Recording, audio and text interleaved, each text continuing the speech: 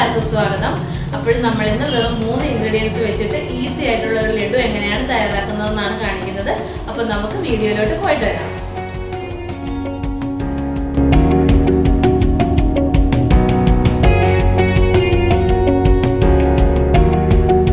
ബൂന്തിക്കായിട്ടുള്ള മാവ് തയ്യാറാക്കാനായിട്ട് ഞാനിവിടെ 1.5 ഗ്ലാസ് അളവിൽ കടലമാവ് എടുത്തു വെച്ചിട്ടുണ്ട്. അതിലോട്ട് ഒരു നുള്ളു സോഡാപ്പൊടി ഒന്ന് ചേർത്ത് കൊടുക്കുന്നുണ്ട്. ഇതിന്റെ കൂടെ തന്നെ ഒരു നുള്ളു യെല്ലോ കളർ കൂടെ ചേർത്ത് കൊടുക്കുന്നുണ്ട്. വീട്ടിൽ നമ്മൾ തയ്യാറാക്കുമ്പോഴും മഞ്ഞളിന്റെ പൊടി ഒരു 1/4 ടേബിൾ സ്പൂൺ ചേർത്ത് കൊടുത്താലും മതി. ഇപ്പം വീഡിയോ എടുക്കേണ്ടതുകൊണ്ട് മാത്രമാണ് ഞാൻ യെല്ലോ കളർ ചേർത്ത് കൊടുക്കുന്നത്. അപ്പൊ ഈ എടുത്തു വെച്ചിരിക്കുന്ന കടലമാവ് എന്ന് പറയുന്നത് നന്നായിട്ട് അരിച്ചെടുത്തിരിക്കുന്ന കടലമാവാണ്. ഇനി ഇത് നന്നായിട്ടൊന്ന് മിക്സ് ചെയ്തെടുക്കണം. ഈ ഒരു ഗ്ലാസ്സിന് 1.5 ഗ്ലാസ് കടലമാവാണ് ഞാൻ എടുത്തിരിക്കുന്നത്. അതുകൊണ്ട് ഈ ഒരു ഗ്ലാസ്സിന് 1.25 ഗ്ലാസ് വെള്ളമാണ് ഞാൻ എടുക്കുന്നത്. അപ്പോൾ ഈ 1.25 ഗ്ലാസ് വെള്ളം കുറേശ്ശെയായിട്ട് ഒഴിച്ചു കൊടുത്തിട്ട് നമുക്ക് ഇതൊന്ന് മാവാക്കി എടുക്കാം. അപ്പോൾ ഈ മാവ് ഒന്ന് അരിച്ചെടുക്കുന്നതിന് മുമ്പ് വേണമെങ്കിൽ സോഡാപ്പൊടി ചേർത്തിട്ട് നമുക്ക് അരിച്ചെടുക്കാവുന്നതാണ്. അതാകുമ്പോൾ എല്ലാ സ്ഥലത്തും സോഡാപ്പൊടി എത്തും. ഞാൻ ആദ്യമേ അരിച്ചിട്ട് സോഡാപ്പൊടി ചേർത്ത് കൊടുത്തതെന്ന് പറഞ്ഞാൽ വീഡിയോ എടുക്കുന്നത് കൊണ്ടാണ്. ഒരു കുറേശ്ശെയായിട്ട് വെള്ളം ചേർത്ത് കൊടുത്തിട്ട് ഇത് നല്ല ലൂസായിട്ടുള്ളൊരു മാവായിട്ട് എടുക്കാം.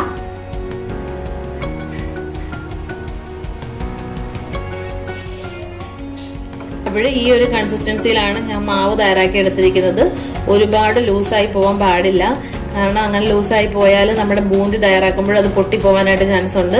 അതുകൊണ്ട് ഇത്രയും തിക്നെസ്സിൽ തന്നെ തയ്യാറാക്കി എടുക്കുക. 1.25 ഗ്ലാസ് വെള്ളം ഞാൻ എടുത്തതിൽ 1 ടേബിൾ സ്പൂൺ വെള്ളം ബാക്കി വന്നിട്ടുണ്ട്. ബാക്കി മൊത്തം ഞാൻ ഈ ബാറ്ററിലോട്ട് ചേർത്ത് കൊടുത്തിട്ടുണ്ട്. ബൂന്തി തയ്യാറാക്കാനായിട്ട് ഒരു പാനിലോട്ട് ആവശ്യത്തിന് എണ്ണ ഒഴിച്ചു കൊടുത്തിട്ടുണ്ട്. ഈ ഒരു ടൈപ്പിലുള്ള സ്പൂണിനകത്തോടാണ് നമ്മൾ ബൂന്തിയുടെ മാവ് ഒഴിച്ചു കൊടുക്കുന്നത്. ഈ ടൈപ്പിൽ ഹോളുള്ള ഏതൊരു പാത്രത്തിൽ കൂടെ വേണമെങ്കിലും നമുക്ക് ഒഴിച്ചു കൊടുക്കാം.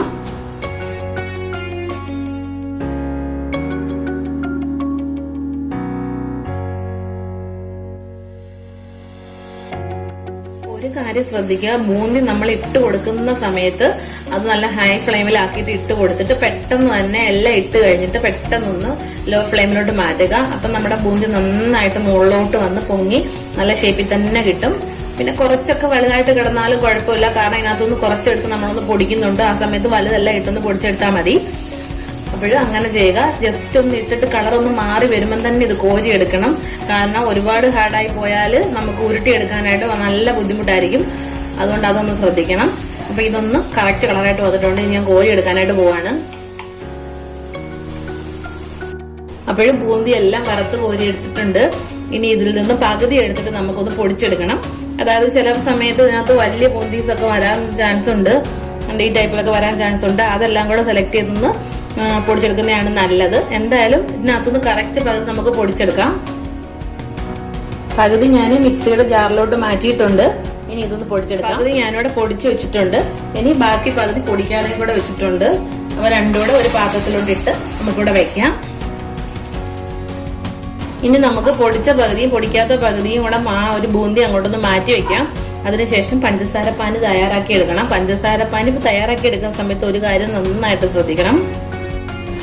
പഞ്ചസാര പാനിക്ക് പഞ്ചസാര എടുത്തിരിക്കുന്നത് നേരത്തെ നമ്മൾ കടലമാവ് എടുത്ത അതേ സെയിം അളവ് തന്നെയാണ്. അതായത് 1.5 ഗ്ലാസ് പഞ്ചസാര എടുത്തിട്ടുണ്ട്. അതിലോട്ട് ഒരു 1/4 ഗ്ലാസ് വെള്ളം ഒഴിച്ചിട്ടാണ് പഞ്ചസാര പാനി തയ്യാറാക്കുന്നത്. ഒരുപാട് വെള്ളം ഒഴിച്ചിട്ട് പഞ്ചസാര പാനി ഒരിക്കലും തയ്യാറാക്കരുത്. അപ്പോൾ നമുക്കിത് നന്നായിട്ട് ഉരുട്ടിയെടുക്കാനായിട്ട് പറ്റത്തില്ല. അതുകൊണ്ട് വെള്ളം കുറച്ചിട്ട് വേണം പഞ്ചസാര പാനി തയ്യാറാക്കി എടുക്കാൻ. അതേപോലെ നമ്മൾ ഇങ്ങനെ തയ്യാറാക്കി എടുക്കുമ്പോൾ നമുക്ക് പെട്ടെന്ന് തന്നെ പാനിയായി കിട്ടുകയും ചെയ്യും. അതായത് ഒന്ന് തിളയ്ക്കുമ്പോൾ തന്നെ ഇത് നമുക്ക് കറക്റ്റ് ഒറ്റനൂൽ പരുവായിട്ട് കിട്ടുകയും ചെയ്യും. അതൊന്ന് ശ്രദ്ധിക്കണം. ഇനി നമുക്ക് പഞ്ചസാര പാനിയാവുന്നതിന് വരെ വെയിറ്റ് ചെയ്യാം. അപ്പോൾ പഞ്ചസാര പാനി ഇവിടെ തയ്യാറായിട്ടുണ്ട്. ഇനി ഇതിലോട്ട് നമ്മുടെ നേരത്തെ തയ്യാറാക്കി വെച്ചിരുന്ന ബൂന്തി പൊടിച്ചതും മൊത്തത്തിലുള്ള ബൂന്തിയും കൂടെ മിക്സ് ചെയ്തൊന്ന് ഇട്ട് കൊടുക്കാം.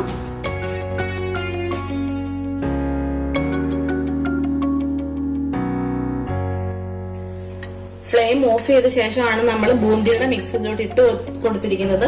ഇനി ഇതിലോട്ട് നമുക്ക് ഒരു 1/4 ടേബിൾ സ്പൂൺ ഏലക്കയുടെ പൊടി ഒന്ന് ചേർത്ത് കൊടുക്കണം. അതോടൊപ്പം തന്നെ 1 ടേബിൾ സ്പൂൺ നെയ്യ് കൂടി ഒന്ന് ചേർത്ത് കൊടുക്കണം. അപ്പൊ ഈ നെയ്യ് ചേർത്ത് കൊടുക്കുമ്പോൾ നല്ലൊരു ഫ്ലേവറാണ് കിട്ടുന്നത്. അതുകൊണ്ട് അത് സ്കിപ്പ് ചെയ്യാതിരിക്കുക. ഇനി ഇത് നമുക്ക് നന്നായിട്ടൊന്ന് മിക്സ് ചെയ്തെടുക്കാം.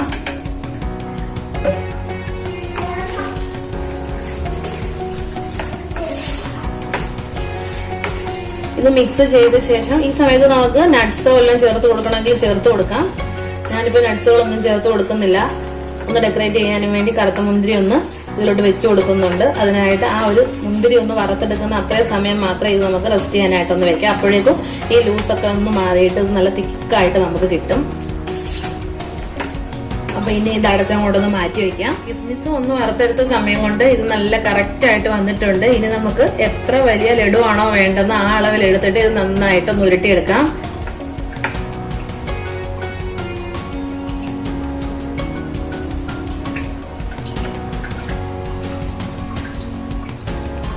കയ്യിൽ നെയ്യോ ഒന്നും പുരട്ടേണ്ട ഒരാവശ്യവും ഇല്ല. ഈ പറഞ്ഞ അളവിൽ പറഞ്ഞ രീതിയിൽ തന്നെ ചെയ്തെടുത്താൽ നല്ല പെർഫെക്റ്റ് ആയിട്ടുള്ള ലഡു നമുക്ക് വീട്ടിൽ തന്നെ തയ്യാറാക്കി എടുക്കാം. കുഞ്ഞുങ്ങൾക്കൊക്കെ വളരെ ഇഷ്ടമായിരിക്കും, വലിയവർക്കും അതേപോലെ ഇഷ്ടമായിരിക്കും. അപ്പോഴും നമ്മളിതൊന്ന് വീട്ടിൽ തന്നെ തയ്യാറാക്കി നോക്കുക.